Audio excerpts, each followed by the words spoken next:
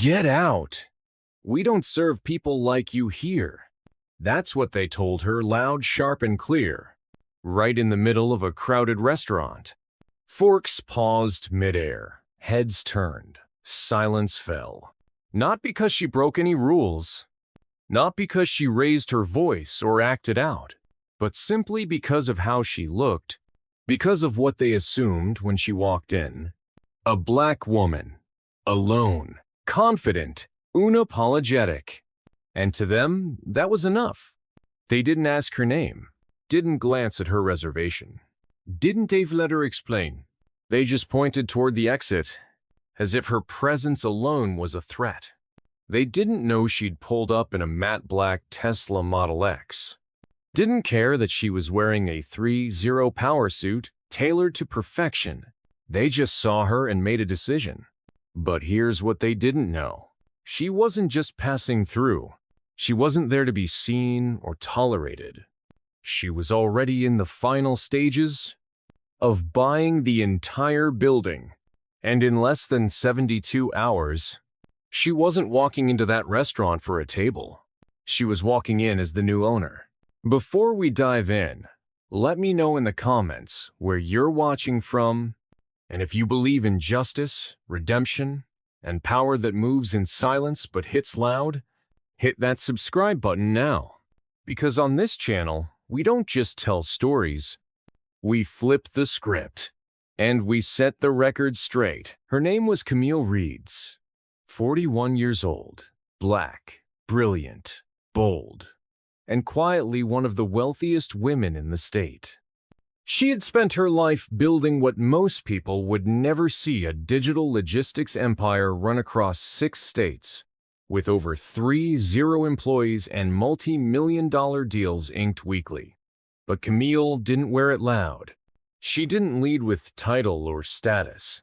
She led with silence, precision, and presence. The kind of presence that made rooms pause when they chose to see her. But that afternoon, when she walked into an upscale steakhouse, tucked inside a historic brick building in one of the city's most exclusive neighborhoods, nobody paused, nobody smiled, nobody looked twice.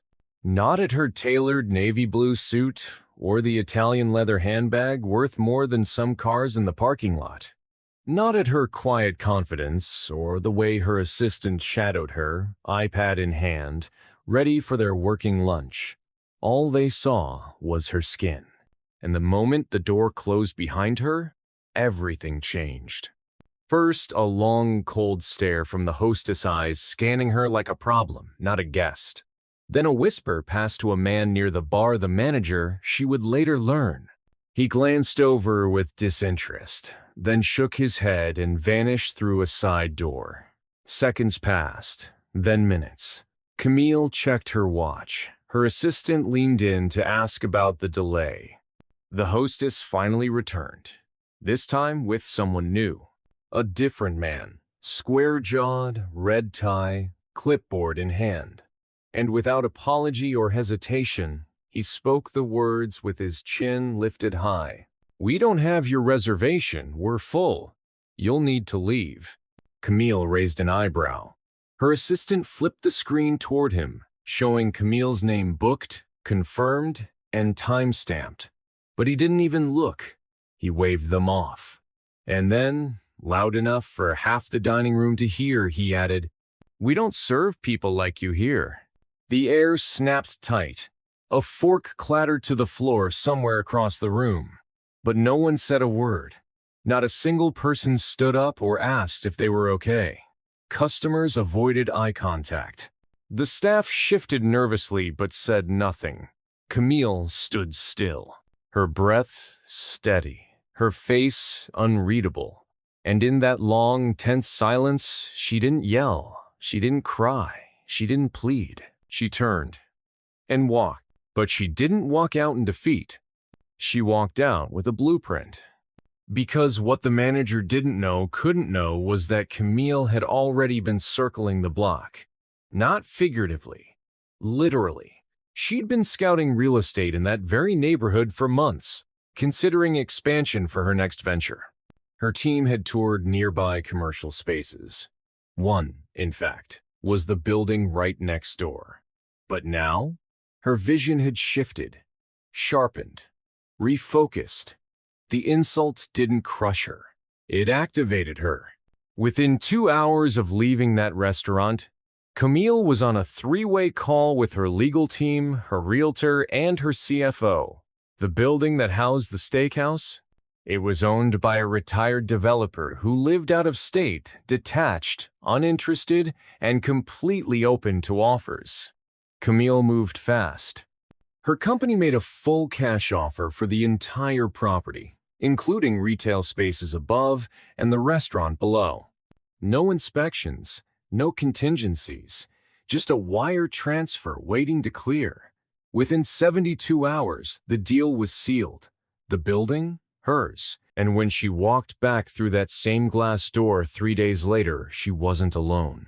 She was flanked by her legal advisor, her assistant, and her newly signed property manager. But this time, nobody stopped her. Nobody told her to leave. The staff looked up, eyes darted, mouths parted. The same manager who had turned her away turned a ghostly shade of pale. He stepped forward, confused. "Can I help ye?" But before he could finish, her property manager handed him a formal document and a quiet smile. Effective immediately, Camille Reeds was now his landlord. His lips moved, searching for words. He tried to muster an apology, but it was too late. Camille didn't come back for sorry. She came back for change. She calmly informed him that the restaurant's lease would not be renewed, that he had 90 days to vacate. And when he asked why she didn't give him anger, she gave him clarity. She said the space would be reborn as a Black-owned farm-to-table bistro, built for everyone, built with dignity, staffed by talent from overlooked places, a place where no one would ever be told they didn't belong. Word spread fast. By the end of the week, whispers turned into headlines. Black CEO buys restaurant that denied her service. Blogs reposted it. Local news ran a segment. Then national media picked it up. And Camille? She never made a statement. She didn't need to. Her actions did all the talking. In just a few months, construction began. The old signage came down. The space was redesigned from the ground up, reclaimed wood, warm lighting, art from local Black painters lining the walls. A kitchen team was assembled. Young chefs from culinary schools, single moms seeking opportunity, second chancers trying to rebuild their lives.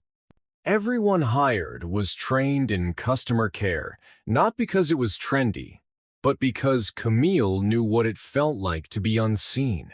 When opening day arrived, the line stretched around the block. Camille stood back in the shadows, watching. No red carpet, no ribbon cutting. Just people, all kinds of people, stepping into a space that had once excluded her, now open to all. The name over the entrance? Reed's Place, bold gold letters etched in glass. A name that meant more now than it ever had. Today, Reed's Place isn't just a restaurant. It's a reminder, a statement, a soft but permanent answer to a loud injustice. Camille didn't just buy a building. She reclaimed a narrative. She didn't just flip the script, she rewrote the whole story. And in doing so, she proved that power doesn't always wear a crown or demand attention. Sometimes it walks in quietly and buys the room they said you didn't belong in. If this story stirred something in you, if you've ever been pushed aside, judged, or told you weren't good enough, know this: you are not alone. There is power in your presence, power in your silence, power in your comeback. Drop your thoughts in the comments and tell us. Have you ever been told you don't belong? Tell us your city, tell us your story, and subscribe, because next week's episode might just remind you your presence is your power. You're watching Midwest Tales. And here, we set the record straight. Power Shift, CEO Justice, Shones It, Midwest Tales. You belong here.